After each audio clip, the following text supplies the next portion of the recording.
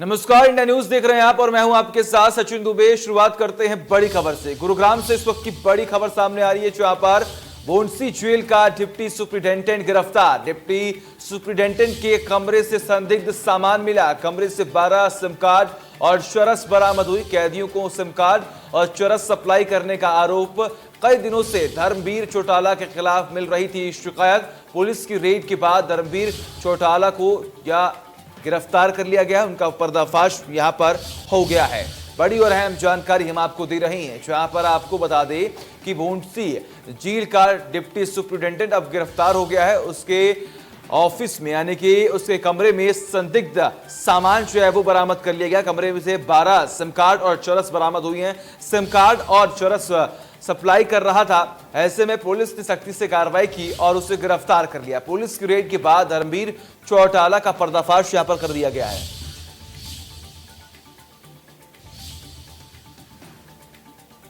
और तमाम जानकारी के लिए हमारे साथ राज वर्मा जुड़ेंगे और उनसे तमाम जानकारी जो है वो हम लेंगे, क्योंकि वो लगातार वहां पर मौजूद हैं और तमाम इन खबरों पर अपनी नजर जो है वो बनाए हुए हैं। ऐसे में आपको तमाम ये जानकारी हम आपको दे रहे हैं। कैदियों को सिम कार्ड और चरस ये सप्लाई कर रहा था।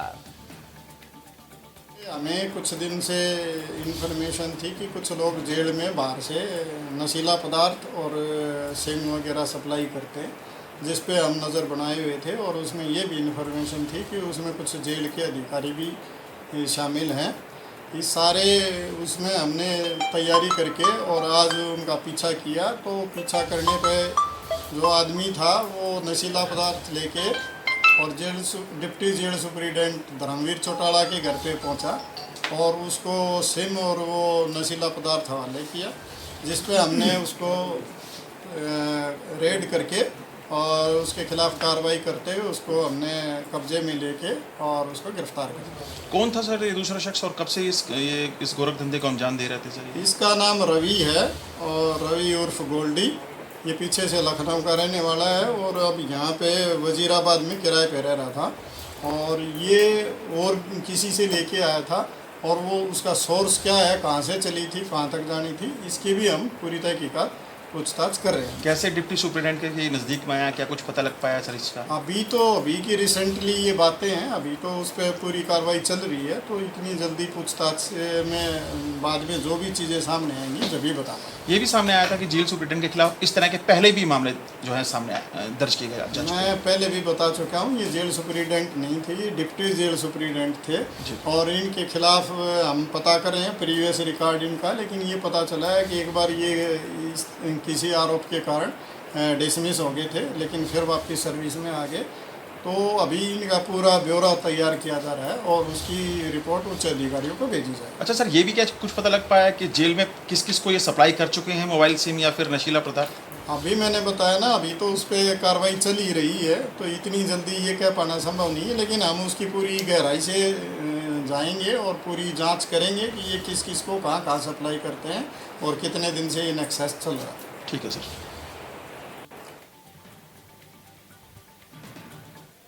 और इस मसले पर तमाम जानकारी के लिए हमारे साथ सहयोगी राज वर्मा गुरुग्राम से जुड़े हुए हैं। राज वर्मा, हमने सुना भी कि यहाँ पर ये जो लापरवाही बरती जा रही है, यानी कि ये जो जेल सुपरिटेंडेंट हैं इन्हें सस्पेंड कर दिया गया था, लेकिन वापस से इन्होंने ज्वाइन किया और फिर से इतनी बड़ी लापरवाही यहाँ पर बरती गई। बताइए, चरस और यहाँ पर सिम कार्ड जो है वो सप्लाई कर रहे थे तमाम कैदियों को और काफी दिनों बाद ये खुलासा हुआ।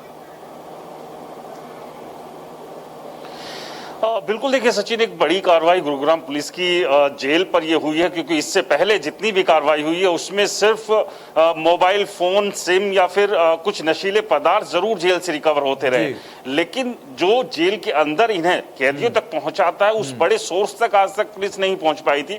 लेकिन इस बार जो डिप्टी जेल सुपरिटेंडेंट है धर्मवीर चौटाला, वो पुलिस के अब हत्थे चढ़ा है। दरअसल पुलिस को पिछले कई दिनों से शक था कि कोई जेल का ही कोई सीनियर ऑफिसर है जो कि कैदियों तक मोबाइल और नशीले पदार्थ पहुंचाने के इस पूरे गोरख धंधे के इस रैकेट को जो है वो ऑपरेट कर रहा है। और इससे जुड़ी जो दूसरी कड़ी है उसको भी जब पुलिस ने फॉलो करना शुरू किया तो उसके बाद ये तमाम खुलासे हुए हैं। दरअसल पुलिस को जानकारी मिली थी कि रवि उर्फ गोल्डी नाम का जो व्यक्ति है, जो गुरुग्राम के वजीराबाद में रहता है और मूल रूप से लखनऊ का रहने वाला है, वो इस चेन का एक हिस्सा, और इसी का पीछा करते हुए जब आज गुरुग्राम पुलिस जेल तक पहुंची तो जेल परिसर में मौजूद डिप्टी सुपरिटेंडेंट धर्मवीर चौटाला के घर पर ये गोल्डी पहुंचा और उन्हें ये 12 सिम और 250 ग्राम चरस उन्हें जब वो दे रहा था तो उसी वक्त रंगे हाथ पुलिस ने दोनों को मौके से गिरफ्तार कर लिया। अब पुलिस तमाम मामले की जांच कर रही है, चूंकि ये जो सिम और ये चरस है, आरोप है कि धर्मवीर चौटाला जो जेल में बंद कैदी है उन तक ये सप्लाई करते थे। इसके अलावा ये सिम और ये चरस कहां से आई, इस सोर्स का भी, इस कड़ी का भी पुलिस पता लगाने की कोशिश कर रही है। और साथ में क्या सिर्फ धर्मवीर चौटाला अकेले ही व्यक्ति थे जो कि इस पूरे गोरख धंधे में जुड़े हुए थे, या जेल के दूसरे? बिल्कुल राज, मेरा अगला सवाल आपसे यही था कि इस चेन में जो लोग शामिल हैं, क्या उनका पर्दाफाश अभी तक हुआ है? क्या उनको गिरफ्तार किया गया? क्या उनके नाम अभी तक सामने आए हैं? देखिए, करीब 1 से 1.5 घंटे पहले की ये पूरी कार्रवाई है जब पुलिस ने छापेमारी कर धर्मवीर चौटाला जो कि जेल डिप्टी सुपरिटेंडेंट है और उसका जो ये सहयोगी रवि जो सप्लाई करने के लिए पहुंचा था इनके घर पर, इसे गिरफ्तार किया। तो अब पुलिस ये तमाम जो लिंक है अब उन्हीं को खंगाल रही है कि जेल में और कौन लोग हैं जो कि इस डिप्टी सुपरिटेंडेंट के साथ मिले हुए थे इस पूरे रैकेट को ऑपरेट करने में, और साथ ही साथ जो ये सिम कार्ड्स और चरस या दूसरे नशीले पदार्थ की जो सप्लाई थी वो चेन क्या है, तो वहां तक पहुंचने की कोशिश जो है गुरुग्राम पुलिस कर रही है। और सबसे बड़ी बात यह कि इससे पहले इस डिप्टी सुपरिटेंडेंट धर्मवीर चौटाला को डिसमिस किया जा चुका था, इनके ऊपर इसी तरह के कुछ गंभीर आरोप थे, लेकिन उसके बाद दोबारा से जो है ये सर्विस में इन्होंने ज्वाइन किया। तो कहीं ना कहीं जो रिकॉर्ड है पिछला वो धर्मवीर चौटाला का वो भी अच्छा नहीं है। तो अब तमाम उन पहलुओं को देखते हुए गुड़गांव पुलिस अपनी जांच कर रही है, लेकिन कहीं ना कहीं ये अब तक की सबसे बड़ी जो है गुड़गांव पुलिस की कामयाबी है जो कि जेल से जुड़ी हुई है, क्योंकि इससे पहले जो छोटे मोहरे थे या छोटी मोटी कार्रवाइयां जो थी वो सिर्फ जेल पर होती रही थी, लेकिन अब जो एक बड़ी जो मछली है वो गुड़गांव पुलिस के शिकंजे में बिल्कुल राज, इसमें कोई संशय नहीं है कि बड़ी सफलता यहाँ पर पुलिस कर्मियों को मिली है। लेकिन ऐसे में अभी भी एक सवाल ये खड़ा हो रहा है कि पिछली बार जब उन्हें सस्पेंड कर दिया गया था और उनके ऊपर भी ऐसे गंभीर आरोप लगे थे, एक बार फिर से उन्होंने ऐसा ही कारनामा करके दिखा दिया है और फिर से अब क्या कुछ पुलिस कर्मी जो है उनके खिलाफ कार्रवाई करेंगे, आला अधिकारी जो है वो क्या कुछ कार्रवाई करने वाले हैं? क्या फिर से उनको सस्पेंड किया जाएगा? क्या फिर सख्ती से उनके खिलाफ कार्रवाई की जाएगी? देखिए, सस्पेंशन की जहां तक कार्रवाई है वो तो तय है, वो तो सस्पेंड तुरंत जब ये तमाम आरोप लगे, इसके बाद जो नशीला पदार्थ मिला है और जो पूरी की पूरा जो ये रैकेट को जो ऑपरेट कर रहे थे उससे जुड़ी हुई तमाम जो संगीन धाराएं हैं उनके खिलाफ, इनके खिलाफ मुकदमा दर्ज किया जाएगा। साथ ही साथ क्योंकि अब सीनियर्स को इनका पूरा रिकॉर्ड बनाकर वो भेजा जाएगा और उसके बाद इनको जो है नौकरी से बर्खास्त करने की यानी कि डिसमिस करने की कार्रवाई पर भी जो है वो अमल में लाई जा सकती है।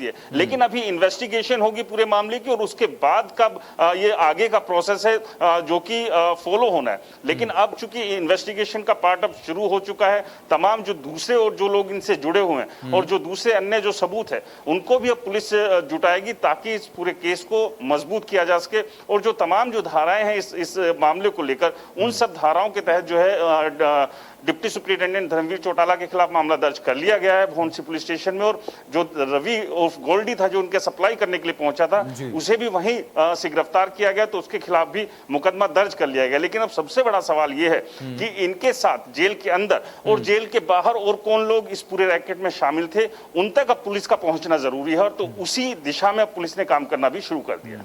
बिल्कुल राज, बहुत बहुत शुक्रिया तमाम जानकारी के लिए। लगातार नजर जो है वो उस पर बनाए रखिएगा, तमाम अपडेट्स हम आपसे लेते रहेंगे। और इस बीच बढ़ते हैं अगली खबर की ओर। सोनीपत में सरकारी नौकरी के नाम पर करोड़ों की ठगी यहां पर कर दी गई है। बड़ी और अहम जानकारी हम आपको दे रहे हैं। सोनीपत में सरकारी नौकरी के नाम पर करोड़ों की ठगी का मामला यहां पर देखने को मिल रहा है। पुलिस में नौकरी लगवाने का झांसा देकर 1 करोड़ 18 लाख रुपए की ठगी यहां पर कर ली गई है।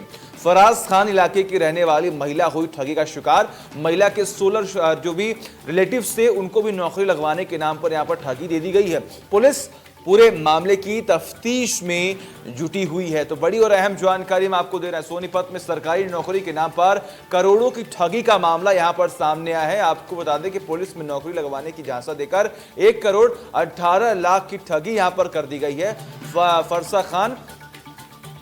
फराज खान इलाके में रहने वाली महिला जो है इस ठगी का शिकार हुई है। महिला के 16 रिलेटिव भी इस ठगी के शिकार हुए। पुलिस को जब इस पूरे मामले की सूचना दी गई तो अब पुलिस इस पूरे मामले की जांच पड़ताल में लगी हुई है। तो बड़ी खबर और अहम जानकारी से आपको रूबरू करवा रहे हैं। जहां पर सोनीपत में ये बड़ा खुलासा यहां पर देखने को मिल रहा है, जहां पर नौकरी के नाम पर करोड़ों की ठगी यहां पर कर ली गई है। 1 करोड़ 18 लाख की ठगी की गई है। और सोनीपत के गांव शहजादपुर में रात को स्कूल के ग्राउंड में घूमने गए व्यक्ति की 30 धार हथियार और लाठी डंडों से पीट कर हत्या कर दी गई। हत्या का आरोप गांव के ही पिता, पुत्र समेत 3 हमलावरों पर लगा है। अमरदीप ने अपने भाई को घायल अवस्था में सामान्य अस्पताल में भर्ती करवाया, जहां चिकित्सकों ने उसे मृत घोषित कर दिया। सूचना के बाद पहुंची सदर थाना पुलिस ने अमरदीप के बयान पर हत्या का मुकदमा दर्ज कर लिया है। हालांकि पुलिस भी कार्रवाई का आश्वासन यहां पर दे रही है। तो सोनीपत से तस्वीरें जो हैं वो लगातार हम आपको बता रहे हैं। आपसी रंजिश को लेकर ये पूरा मामला जो है वो देखने को मिल रहा है। 30 धार हथियार और लाठी डंडों से पीट कर एक शख्स की यहाँ पर हत्या कर दी गई है। आपसी रंजिश में युवक की हत्या करने का ये जो पूरा मामला है वो यहाँ पर देखने को मिल रहा है। हालांकि इस पूरे मामले की सूचना स्थानीय पुलिस को दी गई है। पुलिस सख्ती से कार्रवाई कर रही है। और ऐसे में बढ़ते हैं अगली खबर की ओर। फतेहाबाद में 1 करोड़ 22 लाख रुपए का ब्याज घोटाला सामने आया। व्यापारियों ने डकारा किसानों का करोड़ों का ब्याज। 20 दिन के बाद भी गेहूं खरीद की पेमेंट किसानों को नहीं की। विभाग ने 800 व्यापारियों को जारी किया नोटिस। पूर्व विधायक बलवान सिंह दौलतपुरिया को भी नोटिस यहां पर जारी कर दिया गया है। तो मौजूदा विधायक दुलाराम के भाई को भी मिला है नोटिस। सभी से वसूला जाएगा किसानों का ब्याज। तो बड़ी और अहम जानकारी हम आपको दे रहे हैं। यहाँ पर देखिए किस तरीके से अब किसानों का पैसा जो है वो डकारने का मामला यहाँ पर सामने आया। फतेहाबाद में भी ये पूरा मामला तूर पकड़ता हुआ दिखाई दे रहा है। व्यापारियों ने किसानों का करोड़ों का ब्याज डकार लिया है। गबन का पैसा यहाँ पर जो गबन का मामला है वो देखने को मिल रहा है। विभाग ने इन 800 व्यापारियों को नोटिस जो है वो जारी कर दिया है। पूर्व विधायक बलवान सिंह दौलतपुरिया को भी यहां पर नोटिस भेज दिया गया है। बड़ी और अहम जानकारी, फतेहाबाद में करोड़ों का ब्याज घोटाला सामने आ रहा है। ये नोटिस ऐसा है जी, जो गेहूं की पेमेंट थी जो कि आड़तियों के खाते में डाली गई सरकार द्वारा ऑनलाइन, और ये पेमेंट आड़तियों ने समय पर जारी नहीं की किसानों को, जो कि 72 घंटे में की जानी थी। 72 घंटे में की नहीं इन्होंने। उसका ब्याज ये गवर्नमेंट ने कैलकुलेट करके और इनके ब्याज डाल दिया। ब्याज इसमें जी टोटल जिले का तो है जी, इसके अंदर लगभग 1.25 करोड़ रुपए, और जो फतेहाबाद मंडी है, फतेहाबाद मंडी का करीब 50 लाख के करीब। ये आड़ती होंगे जी, लगभग 800 आड़ती है जिले के अंदर ही। नोटिस ये है जी भी उसके दामी में से काट लिया जाएगा आपके, नहीं तो अपना जवाब दो अपना। ये उसके अंदर जो इनको नोटिस जारी किए गए हैं उसके अंदर डे बताए गए हैं। इतने दिन इस अमाउंट का इतना डे है, इस अमाउंट ये देरी से डाली, ये अमाउंट इस देरी से डाली गई।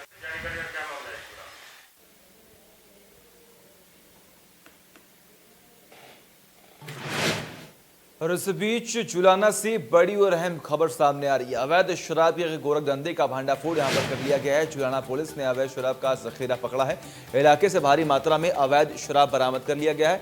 करेला गांव के खेतों से 275 पेटी अवैध शराब पकड़ी गई है। तो बड़ी और अहम जानकारी हम आपको दे रहे हैं।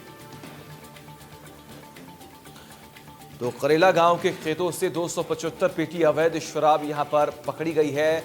करेला गांव के खेतों से 275 पेटी अवैध शराब पकड़कर पुलिस को यहां पर बड़ी सफलता मिली है। जुलाना से बड़ी खबर, अवैध शराब के गोरख धंधे का भांडाफोड़ यहां पर कर दिया गया है।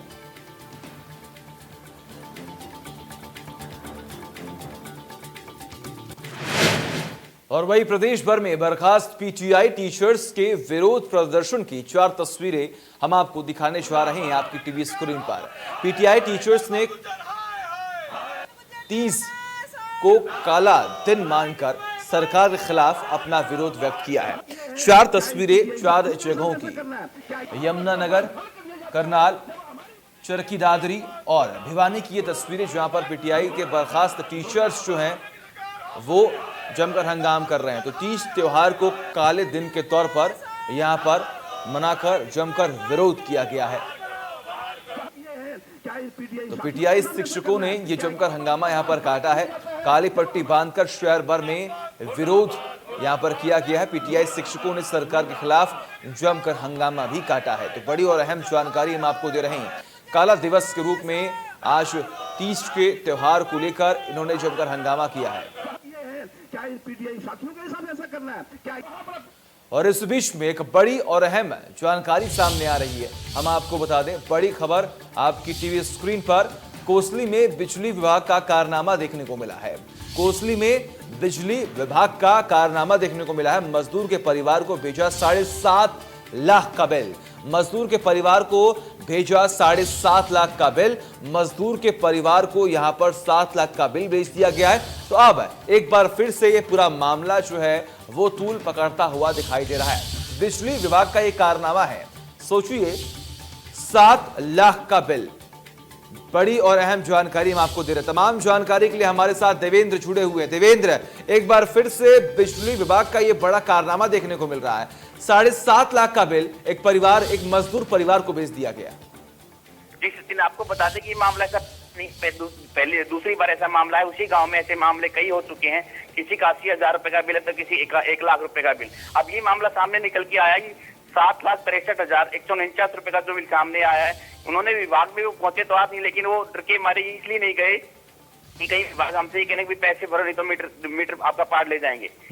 इसीलिए वो बीपीएल परिवार अपने घर पे बैठा हुआ है। अब कोई अधिकारी आए हमारी सुनेगा। जब कोई नहीं पहुंचा तो मीडिया उसके पास पहुंची। उन्होंने फोन करके मीडिया को बुलाया। हम वहां पहुंचे, हमने उनकी स्थिति देखी, जिनके घर में एक पंखा और एक बल्ब ही चलता है। जी बिल्कुल। और हालांकि ये लापरवाही जो करते हैं बिजली विभाग वाले, लेकिन उसके बाद भुगतना पड़ता है मजदूर परिवार को। अब मजदूर परिवार लगातार चक्कर काट रहा होगा बिजली विभाग के, लेकिन क्या कुछ सुनवाई अभी तक हुई है इसके ऊपर? हमने अधिकारियों से बात करने की कोशिश। अधिकारियों ने कहा कि टेक्निकल फॉल्ट है, जो इलेक्ट्रिक जो टेक्निकल फॉल्ट है इसको हम जल्दी ठीक कर देंगे और उनका बिल भी कम कर दिया जाएगा। जी बिल्कुल, बहुत बहुत शुक्रिया देवेंद्र। तमाम जानकारी के लिए लगातार नजर बनाए रखिएगा। तमाम अपडेट्स हम आपसे लेते रहेंगे। और इस बीच वक्त है छोटे से ब्रेक के बाद आपको दिखाएंगे 10 बड़ी खबरें।